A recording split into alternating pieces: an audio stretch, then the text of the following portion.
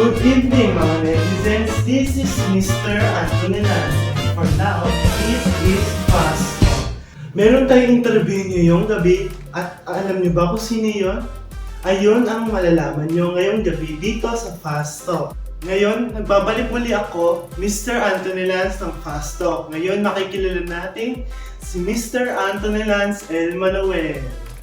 Good evening po, Mr. Lance Manuel. Bakit parang trending kayo ngayon sa social media? Hello, my name is Anthony Lance, or tawagin niyo na lang sa pangalang Lance. Paano nga ba ako nakilala sa social media? Hindi naman ako ganun kakilala.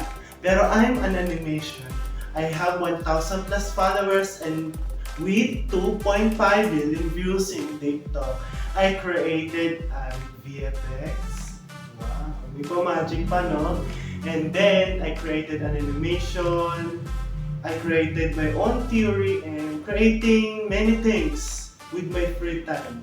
And then my hobbies, creating an animation and edit and photography, videography, and marami pang iba. And then makikita niyo yon sa aking TikTok account na Mata Studio. At ayun lang po, sana nakilala niyo po ako ng maayos. Kaya pala ngayon nakilala niyo na ako sino si Mr. Anthony Lance Manuel at sa muling pagbabalik